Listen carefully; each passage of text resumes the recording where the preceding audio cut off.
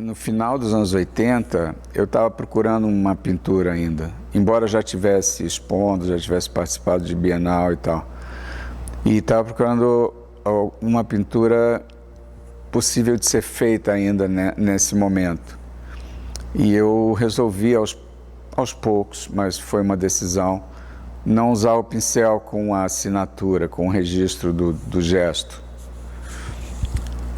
Isso veio muito por um acidente também no ateliê, que eu fiz uma impressão acidental do piso do meu ateliê com a tela. Eu estava trabalhando numa tela muito fina e ela colou no chão e na hora que eu puxei, a parte de trás estava muito mais interessante do que o lado que eu estava trabalhando. E eu comecei a mexer com isso ao longo do tempo e eu comecei a gradativamente, praticamente parei de usar tinta de artista, né? E comecei a explorar essas monotipias, né? Eu experimentei também com pregos, deixando o registro da presença deles na superfície, com essas... o prego é uma unidade, com esse prego numa superfície, eu construí imagens com esses preguinhos numa superfície, e a ideia do prego vem do conceito de sudário, alguém que se representa com a sua própria matéria, né? E comecei a imprimir chãos dos espaços que eu trabalhava. Alguns anos depois eu comecei a imprimir as paredes também dos lugares onde eu trabalho. E mais ou menos no final dos anos 90 eu resolvi construir as imagens com essas impressões, com essas capturas de superfícies, né? E isso passaram a ser como se fosse a minha tinta, né? Eu queria construir uma tela que o próprio suporte fosse a expressão final, o trabalho final. Então eu comecei a justapor pedaços dessas monotipias. E ao longo do tempo eu representei coisas diferentes com isso, tal. Mas de uma certa forma é um trabalho que está sempre falando de pintura, né? Eu acho que talvez um dos temas principais. Pintura num campo bem amplo do que a gente imagina, do lugar onde a arte está sendo exposta, onde a pintura está sendo exposta. Até hoje eu não sei responder sobre o que o meu trabalho é, né? Mas quando eu estava procurando uma pintura que pudesse ser feita ainda hoje, eu pensei que a estratégia do pintor, minha, né, deveria ser voltar a pintar a paisagem. A minha opção para ser pintor era trabalhar os temas mais perenes da arte, que é a questão da existência, né? E eu posso chamar isso de paisagem. E eu uso a estrutura que eu uso para fazer isso é a da pintura. A pintura é uma superfície em geral plana, que você olha, você captura numa mirada só, numa olhada só. Esse é uma das coisas que quase que eu não consigo superar. Eu não tenho vontade de trabalhar com filme, imagens sequenciais, coisas tridimensionais. Se eu faço coisas tridimensionais, como essa sala que a gente está, que é uma sala, né? Não é? Na verdade são planos, sabe? Ela é composta de planos, superfícies. Eu acho que a série Biógrafo vem antes da série Quase Aqui, mas eles são relacionados à mesma questão, que é a da imagem, da pintura, que você tem um tema e você tem esse tema sendo apresentado. Na série Quase Aqui, eu estou invertendo, eu coloquei o centro completamente neutro. E o centro, hierarquicamente, é onde você tem o tema da pintura, o personagem. E o fundo, na série quase aqui, é onde estão todos os registros de eventos do meu ateliê, entendeu? Então, onde tem um tipo de vivência que não tem no centro. O centro é completamente neutro. Inclusive, o esforço é que não fique nem uma marquinha, para não existir nenhuma narrativa naquilo. Então, a série Biógrafo, ela tem essa mesma estrutura, só que começou por um outro desejo. Eu queria fazer telas onde, com essa estrutura de composição principal, onde você tem um retângulo dentro do retângulo da tela, e essas telas todas têm o mesmo tamanho, que eu acho que é 2 por 1,25, e o retângulo de dentro tem um outro tamanho, também sempre o mesmo. E a ideia era fazer com que o que estava representado dentro e o que estava representado fora se relacionassem de alguma maneira ou não. E aí a base para pensar nisso, veio da biografia de alguém, dos dias da vida de uma pessoa, ou dos anos da vida de uma pessoa, onde existe o fato real, né? E as leituras desse fato, inclusive até a própria memória que a gente tem das coisas que aconteceram, são já uma leitura de um evento muito mais complexo e com o tempo a gente vai até simplificando ou fazendo ela mais complexa, né? Esse evento inicial. Então, eu achei que essa relação entre o que está representado no, entre aspas, fundo, e o que está representado no centro, no lugar da figura, eu quis fazer uma relação entre esses dois momentos como se fosse uma biografia. E alguns o centro está vazio, não tem nada, mas seria como os anos os dias que a gente não, os fatos que foram apagados, entendeu? Quer dizer, isso é uma coisa muito solta. A única coisa clara nisso são os tamanhos o tamanho da tela e o tamanho do retângulo dentro, porque era um tipo de atividade que eu queria ter cotidiana ao longo dos anos no ateliê para continuar minha pescaria. Não é toda hora que tem algum evento que faça uma esquina no trabalho. Então, eu acho que o Biógrafo, inclusive é uma série que vai ter 87 telas, que é um número que eu escolhi porque meu pai morreu com 87 anos, mas é um número, a série podia ter outro número. E eu ainda não estou fazendo essa série ainda, né? E tem épocas que eu paro e depois eu continuo, mas eu vou numerando as telas e quando chegar na 87ª tela eu termino a série. Se eventualmente não morrer antes, eu termino a série na tela 87. Na verdade, a ideia, o tema, o título Biógrafo não veio junto com a série. E eu não relaciono a minha vida ou a do meu pai, mas simplesmente a questão de uma imagem relacionada a um evento, entendeu? Mas no caso do Biógrafo, o primeiro evento é a imagem. Sendo que eu acho que pode existir uma alternância de posição entre o retângulo do centro com o retângulo de fora. Então não existe, é bem solto, é como um jogo. Não existe uma hierarquia de qual é o principal. Na verdade, o produto final disso são dois campos que se relacionam de alguma maneira. Até, eventualmente, por uma ausência. Eu fiz uma tela que é mais autobiográfica, que é a imagem do meu quarto de infância. E o centro dela eu não botei nada.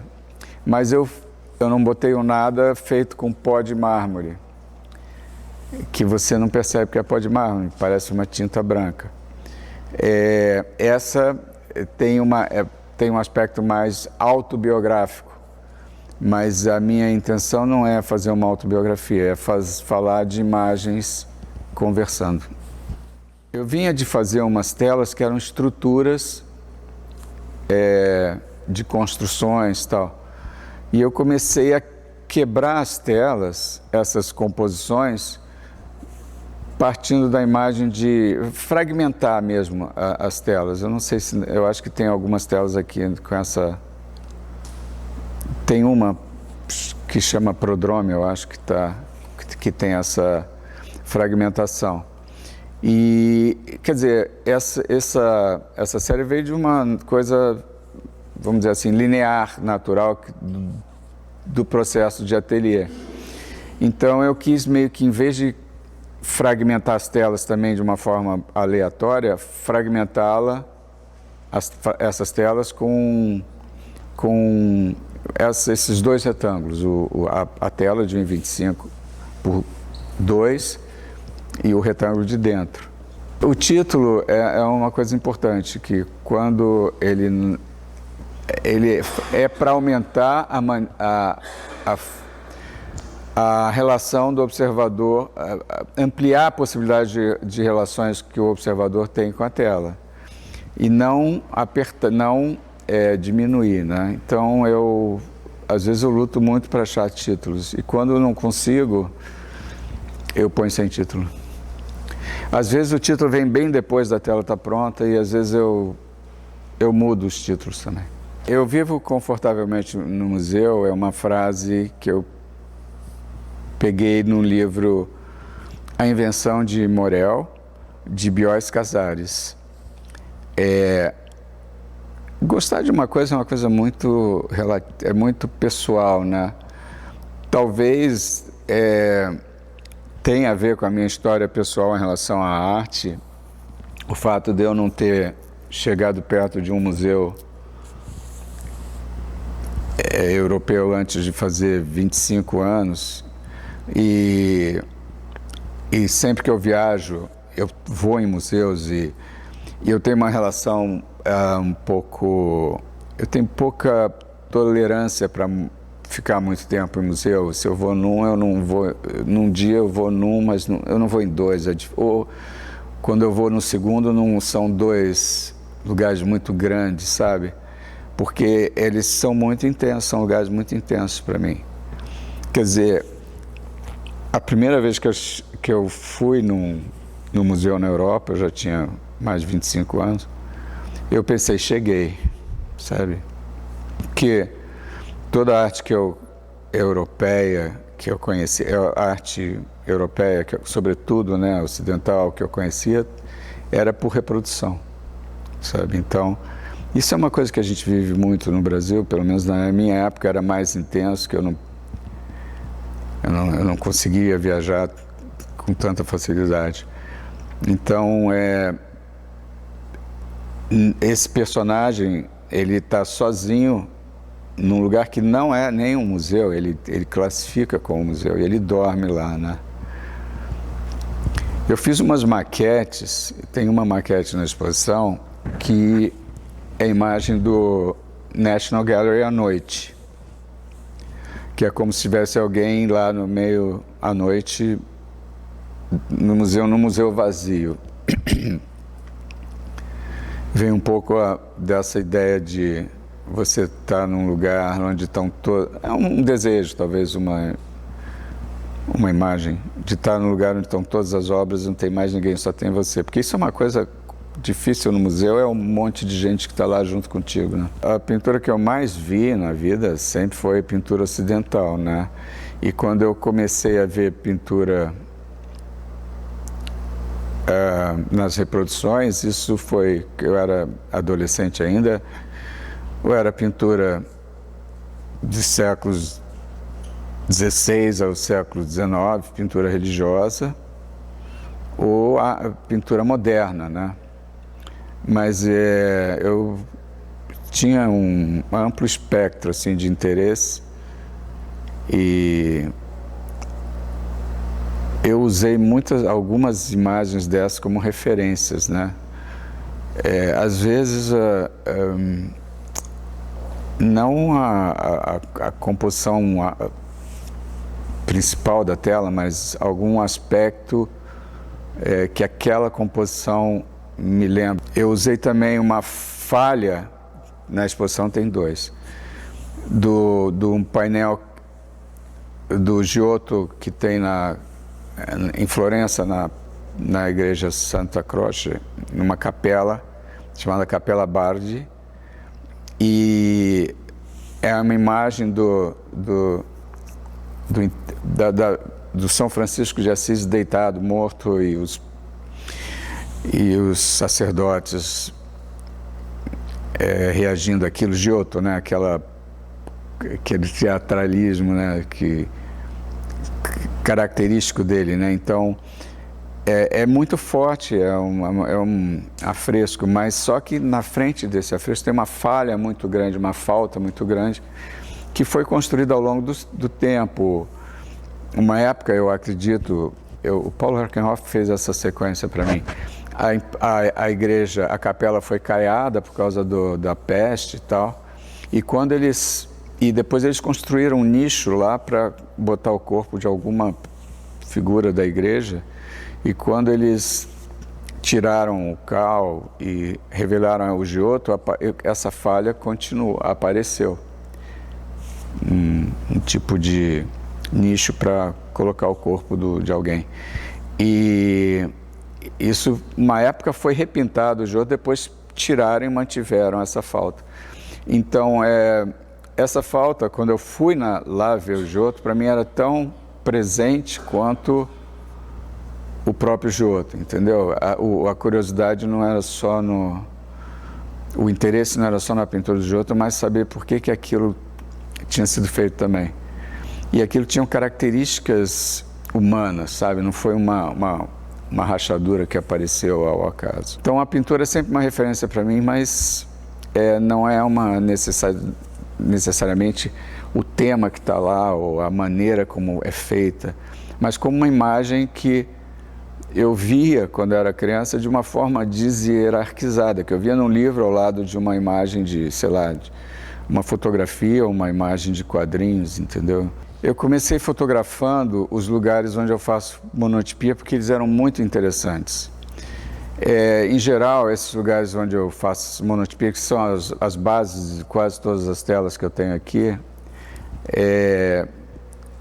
são lugares fechados ou que não estão tendo muito uso, que existe uma pátina ou uma matéria no chão ou nas paredes, e eu capturo essas matérias com esses panos que eu ponho e recolho o material que está lá. Eu uso esses panos como se fossem uma tinta, né? Eu vou construir imagens com eles. Esses lugares, eles passaram a ser ter alguns significados, dependendo do lugar onde eu tive, numa fábrica de loção a mamelis gigante em Connecticut, que parecia um monumento ao vazio, sabe? Eu imprimi uma fábrica de pianos fechada no Bronx. Eu imprimi a Casa d'Aros, no Rio de Janeiro. Imprimi um convento que foi usado logo na chegada do Dom João VI no Rio de Janeiro. Quer dizer, essas superfícies são o meu ateliê naquela hora, mas ao mesmo tempo elas têm uma intensidade, são bonitas.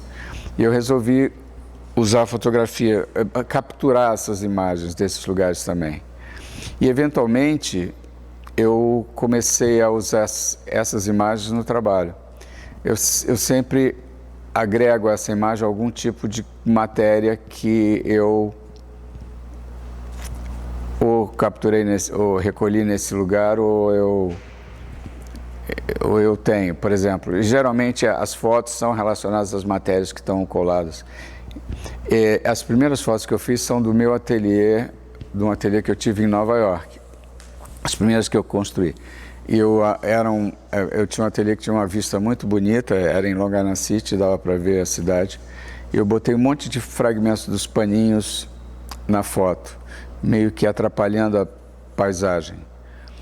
Mas, em geral, esses lugares são agora eu os fotografo com fotos profissionais, fotógrafos profissionais, amigos meus. E o resultado que eu vou fazer, eu resolvo no ateliê depois com os fragmentos ou com as coisas que eu recolhi nesses espaços. Quando eu resolvi representar museus com os meus panos, as minhas colagens, eu precisava de uma referência fotográfica desse museu. Eu tenho bastante, né, que eu faço quando viajo e tal, mas alguns museus eu não tinha. Então eu pego essas fotos na internet, mas eu trabalho elas, eu posso mudar o ponto de... A gente constrói essa foto, eu tenho um assistente muito bom nisso, num programa de arquitetura. Eu posso mudar um pouquinho, 1 ou 2 pontos de fuga para alterar um pouco essa composição de acordo com o que eu quero fazer. E eu percebi também que eu estava vendo outro dia uma foto de museu do National Gallery em Londres, e eu pensei, a foto era minha, mas eu achei que não era minha, porque tem tantas fotos de determinados museus, sabe, e que às vezes é muito, é quase uma coisa impessoal, né? Mas existem alguns museus eu não conheço, como o museu que foi foi desenhado pelo Álvaro Siza na China. Eu fiz 3 trabalhos com imagens desse museu e, por exemplo, o Museu de Arte Moderna de Nantes eu não conheço, mas eu usei referências que eu colhi na internet. O de Nantes eu tive que mudar um pouco o ponto de vista, porque a foto, talvez a câmera estivesse muito alta, eu preferi um ponto de vista de uma fotografia do nível do nosso olho. Porque, por exemplo, se você for capturar fotos que o Google Art Project faz, para visitar o museu, o ponto de vista é sempre muito mais alto, entendeu? E eu sempre uso um ponto de vista, quase sempre, ponto de vista da nossa altura. Essa sala que a gente está, ela foi exposta primeiro em 2010, né, na Bienal de São Paulo, e o título da sala era, e ainda pode ser, O Sol me ensinou que o Sol me ensinou que a história não é tão importante. Que é uma frase do Albert Camus num livro autobiográfico. Eu acho que é autoexplicativa, né? Tudo que tem agora vai desaparecer e vai ficar branquinho, ou vai ficar cinzinha, e a informação das superfícies vai desaparecendo, né? Então, essa sala aqui é composta por matérias de publicações de arte, convites, material de exposições de arte, de uma exposição, sobretudo uma exposição lá do Rio de Janeiro, que eu nem me lembro agora, acho que no CCBB, que me trouxeram uma Kombi de material, sabe esses erros de cálculo e fazem uma quantidade absurda de impresso, e eu usei quase todo ele para fazer isso. E o processo é fazer uma massa com esse papel, eu ponho um pouco de gesso para não ficar papier-mâché demais, chega a uns 15, 20% de gesso, e um pouco de cola para, não sei, é a forma que a gente chegou. E Eu deixo para o final um pouco dos livros não completamente destruídos para dar na matéria final a gente põe esses fragmentos para dar uma lembrança de onde veio isso, sabe?